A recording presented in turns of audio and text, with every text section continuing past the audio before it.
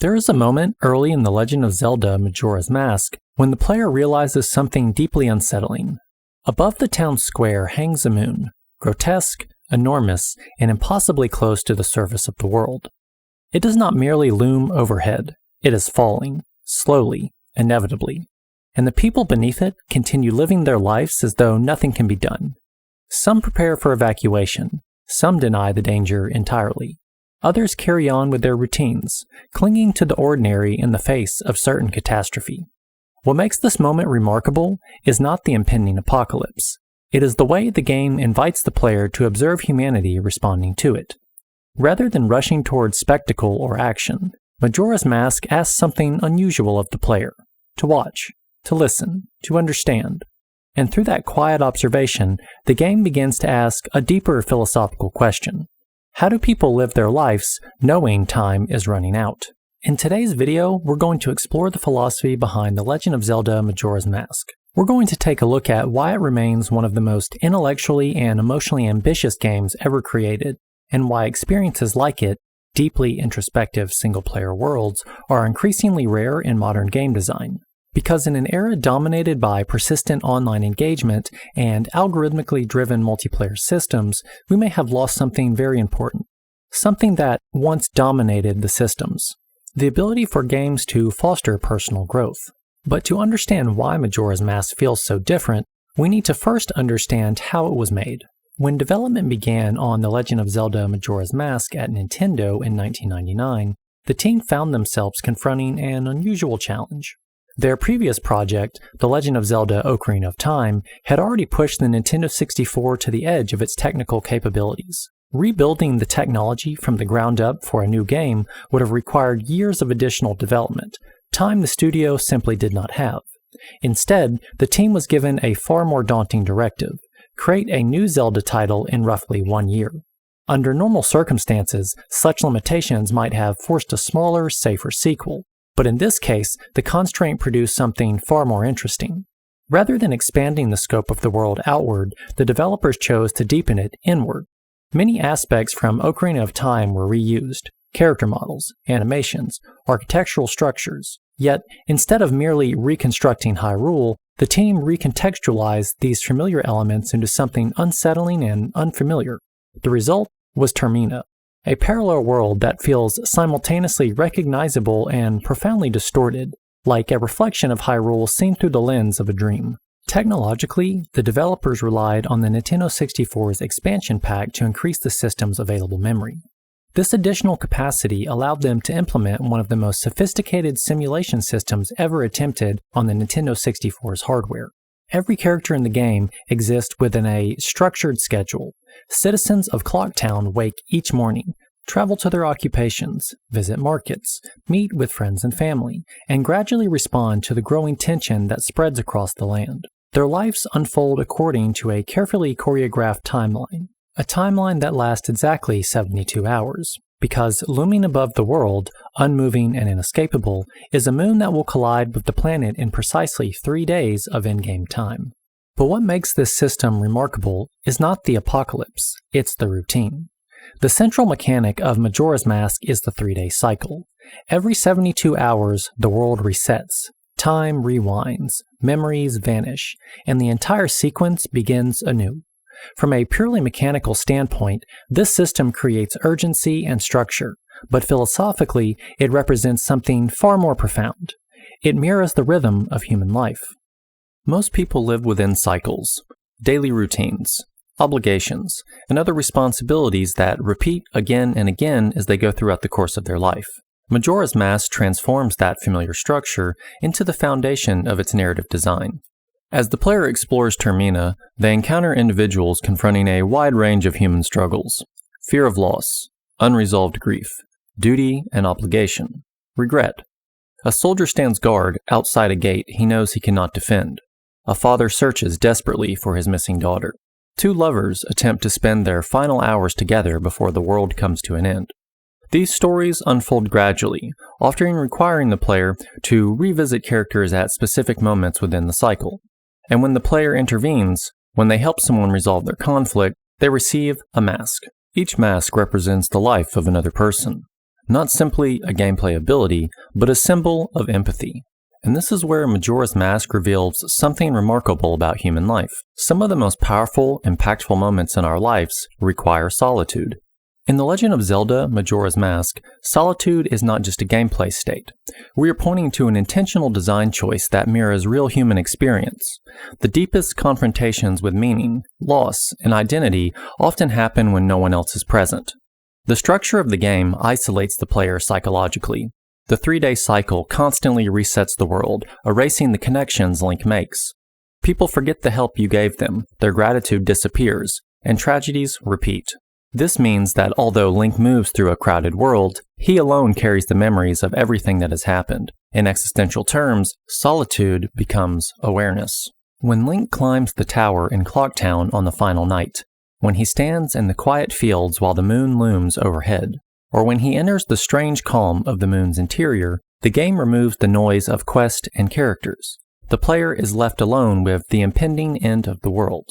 These moments resemble the existential idea that meaning is discovered not through distraction, but through stillness. In real life, we rarely confront mortality directly because we surround ourselves with daily activities. Majora's Mask strips that away. These quiet moments are where the game's philosophy crystallizes for the player. The player reflects on what all the actions mean. Saving a ranch, reuniting lovers, helping a child. None of these stop the moon permanently, yet they matter. Majora's Mask suggests that meaning does not come from preventing the end of the world, but rather from how we act knowing the end is inevitable. This idea, echoed throughout the theme of the game, exposes a fundamental truth of human existence. Authentic existence arises when a person confronts mortality alone and chooses how to live anyways. Solitude is therefore not emptiness, it is clarity.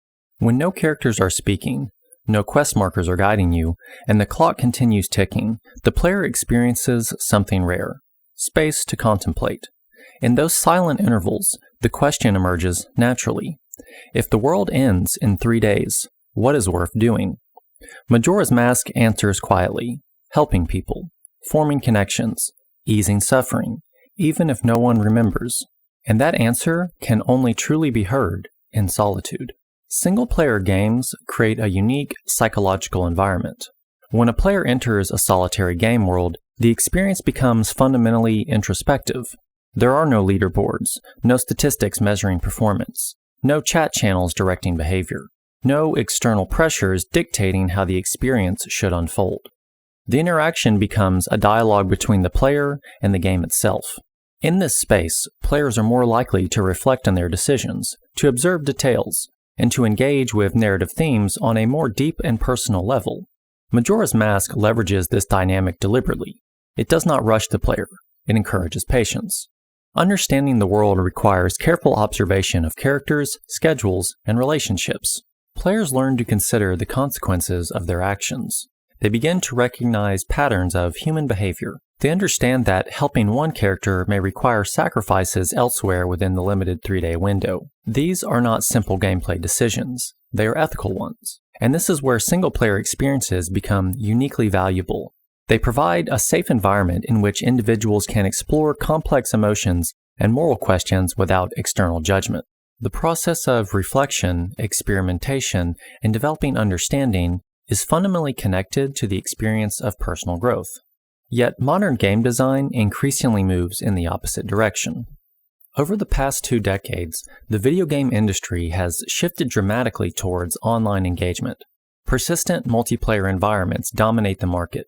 Seasonal progression systems, daily objectives, and battle passes. On their own, these structures are not inherently negative. Many multiplayer experiences foster meaningful friendships and collaboration. However, they also introduce a new design priority: continuous engagement.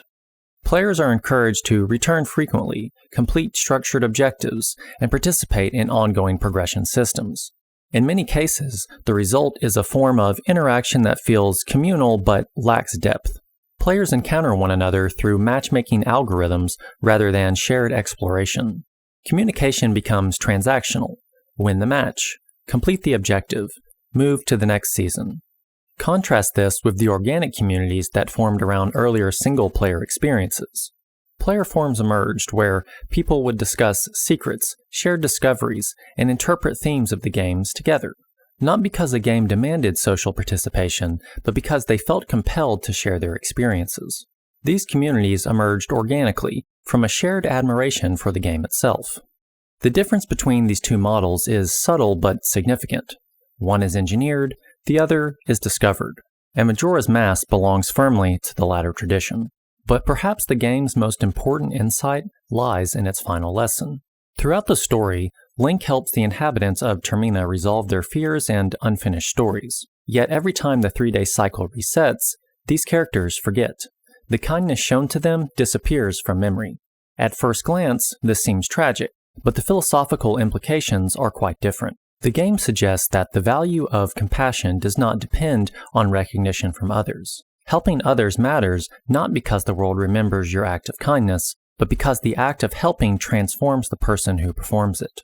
Majora's Mask is not ultimately about preventing disaster, it's about understanding the human experience within it. The repetition of the 3-day cycle intensifies this idea. Because events repeat, helping someone is never a one-time accomplishment.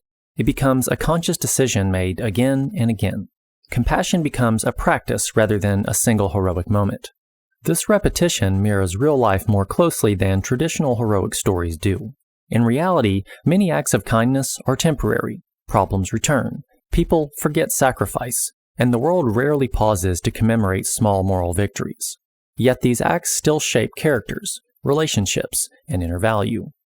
Majora's Mask suggests that this is where the deepest form of meaning lies, not in stopping the storm forever, but in how we behave while it approaches. In that sense, Majora's Mask becomes a meditation on the human condition. Life is uncertain, fragile, and often cyclical.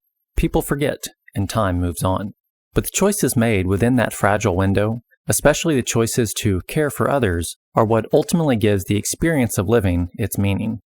More than 2 decades after its release, The Legend of Zelda Majora's Mask remains one of the most intellectually ambitious games ever produced. Not because of its technical achievements, not because of its scale, but because it trusted players to engage with difficult ideas, mortality, empathy, responsibility, and time itself.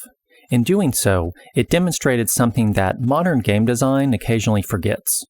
Games are not only vehicles for entertainment, they can also be instruments of reflection. Single-player experiences create space for that reflection to occur. They allow players to encounter stories privately, to interpret them personally, and to grow through the process. If you enjoyed this exploration of Majora's Mask and the philosophy behind it, consider supporting the channel by liking this video and subscribing. I would love to hear your perspective. What single-player games have had the greatest impact on you? Share your thoughts in the comments below.